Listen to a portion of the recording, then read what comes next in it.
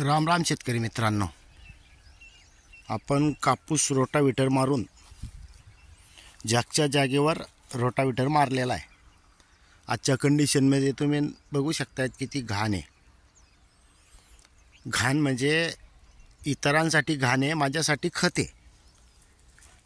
आता हेच कंपोज होऊन एस कल्चरच्या माध्यमातून लवकर कंपोज होईल आणि आपल्या आता ज्या पीक लागवड केलेली आपण हरभरा त्याला लागू पडेल। आज समोरचा हरभरा आपल्यापेक्षा 25 ते 27 दिवस अगोदर आहे आणि आपण आता 28 तारखेला लागवड केलेली आहे। 28 नोव्हेंबर याला आता पूर्ण पाणी दिले गेलेलं आहे। 2 चाऱ्यांमधलं अंतर आता बघू शकता तुम्ही। हे बघा कुठं हरभरा पडलेला आहे, असा थोडी माती ॲड करावी लागते कुठे कुठे। आता हे अंतर आहे आणि यामध्ये आपण 2 तास लागवड केलेली आहे। परत हा पट्टा सुटलेला आहे। नाही तर भरपूर शेतकऱ्यांचे असे प्रश्न असतात की बा अंतर काय आहे, ते अंतर म्हणून आपण आता सुरुवातीला दाखवून देतोय, कारण की आता मोकळ्या जागेवर सर्व दिसतं। एकदा पेरणी झाली आणि मोठे झाले की काही एक उमजत नाही। ते 5 फुटाचे अंतर आहे आणि त्यामध्ये 1.5 ते 1 फुटापर्यंत आपण आतमधलं अंतर अंदाजे मारलेलं आहे। म्हणजे डायरेक्ट टोकन यंत्रानं आपण पेरणी केलेली आहे। त्या दोघी एका साईडला पाणी आणि दुसऱ्या याला दिलेलं आहे। आता मध्यंतरी करून घेतलेलं आहे, म्हणजे 3 दिवस पाणी दिलं आहे आपण याला। ह्यावर्षी भरपूर शेतकरी म्हणत आहेत की मर रोग जास्त प्रमाणात आहे। आपण ऑलरेडी बीज प्रक्रिया केलेली आहे।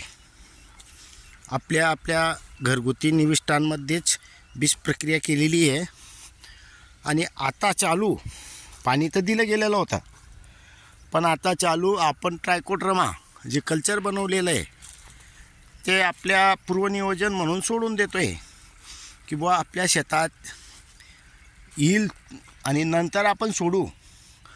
त्यापेक्षा आजच्याच कंडिशनमध्ये आपण याला सोडून देतो आहे की जेणेकरून कमी प्रमाणात राहील बुवा। शक्यतो तर नको राहायला पाहिजे, पण शेवटी निसर्गाच्या याच्यावर आहे। कारण एका भागात नाही, जनरल भागमध्ये मर रोग चालू आहे, तर त्यामुळे आपण देऊन देतो आहे की जेणेकरून नको त्रास व्हायला। याच्या अगोदर आपण 50 किलो मीठ दिलेलं आहे।